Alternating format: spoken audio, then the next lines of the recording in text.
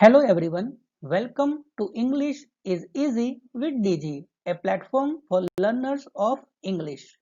I am Devendra Goswami. I am here with a new lesson on forms of to have.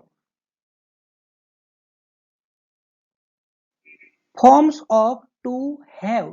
To have એટલે ની પાસે હોવું. In present tense, there are two forms of to have. વર્તમાન કાળમાં to have ના બે સ્વરૂપો છે. have અને has. I have મારી પાસે છે. We have અમારી પાસે છે. You have તારી પાસે છે. You have તમારી પાસે છે. He has તેની પાસે છે. She has તેણીની પાસે છે. It has તેની પાસે છે. They have તેઓની પાસે છે. અહીંયા એક વાતનું ધ્યાન રાખીશું કે he, she અને it એ ત્રીજો પુરુષ એકવચન છે અને ત્રીજો પુરુષ એકવચન હોય તો તેની સાથે to have નું વર્તમાન કાળમાં has એ સ્વરૂપ આવે છે. બાકીના બધા I, we, you અને they આ બધા સર્વનામની સાથે વર્તમાન કાળમાં have આવશે. Forms of to have in past tense. In past tense, there is only one form of to have. ભૂતકાળમાં to have નું માત્ર એક જ સ્વરૂપ છે અને એ કયું છે? had. હવે અહીંયા ત્રીજો પુરુષ એકવચન હોય કે બહુવચન હોય? પહેલો પુરુષ એકવચન હોય, બહુવચન હોય, બીજો પુરુષ એકવચન હોય કે બહુવચન હોય? બધા જ સર્વનામની સાથે had જ આવશે. I had, we had, you had, he had, she had, it had, they had.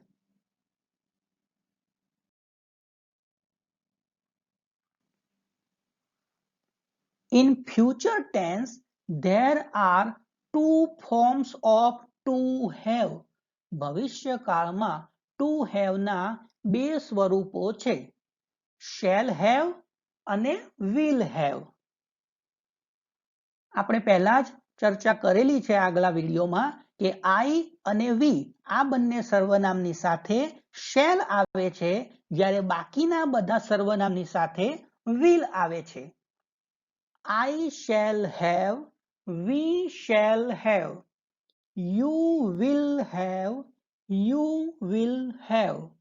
he will have, she will have, it will have, they will have.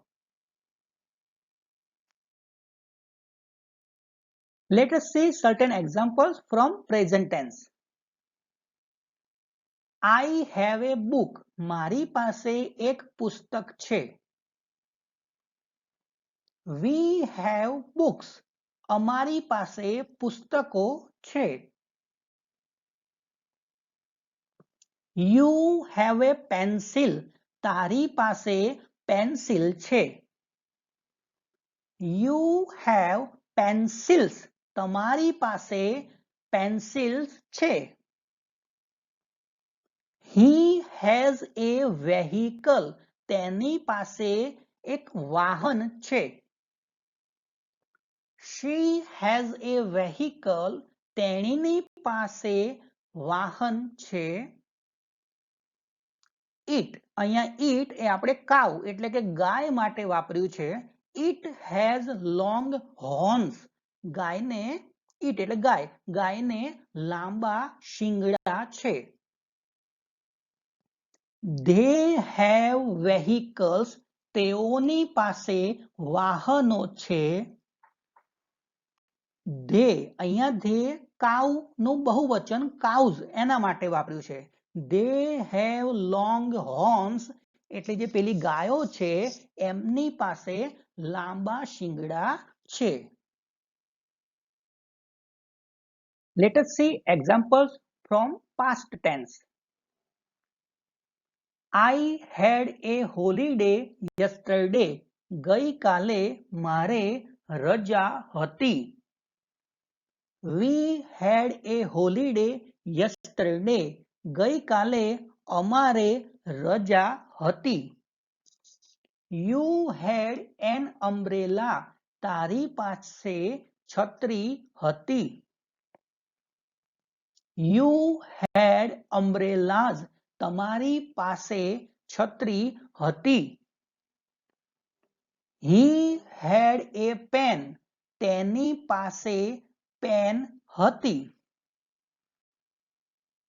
She had a pen.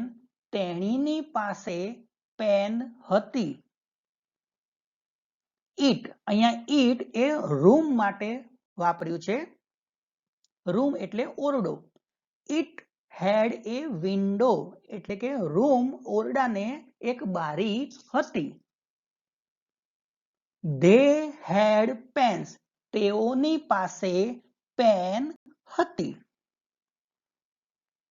They હવે અહીંયા they rooms માટે વાપર્યું છે. રૂમનું બહુવચન plural rooms. They had windows એટલે કે room હતા એમને વિન્ડોઝ બારીઓ હતી.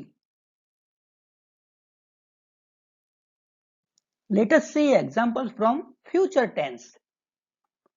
I shall have a big house next year. આવતા વર્ષે મારી પાસે એક મોટું મકાન હશે.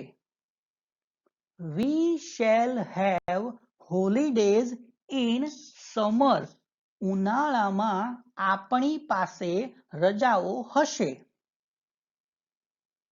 You will have a lecture tomorrow. આવતીકાલે તારે લેક્ચર હશે. You will have phones in your hands. તમારી પાસે તમારા હાથમાં phones હશે. He will have his own reading room next month. આવતા મહિને તેની પાસે તેનો પોતાનો વાંચવા માટેનો રૂમ હશે. She will have her own reading room next month. આવતા મહિને તેણીની પાસે તેનો પોતાનો વાંચવા માટેનો રૂમ હશે. It અહીંયા it એ એક ડોગ કૂતરા માટે વાપર્યું છે. It will have milk tomorrow. આવતીકાલે તેને એટલે કૂતરાને દૂધ મળશે. They અહીંયા they children બાળકો માટે વાપર્યું છે. They will have a big playground in this school. આ શાળામાં બાળકોને મોટું રમતનું મેદાન મળશે. They અહીંયા they કૂતરાઓનું બહુવચન dogs માટે વાપર્યું છે. They will have milk tomorrow. આવતીકાલે કૂતરાઓને દૂધ મળશે. I hope you have enjoyed the lesson. Thank you very much for watching my video. I will come back with a new lesson very soon. Till then, you take care and have a nice day.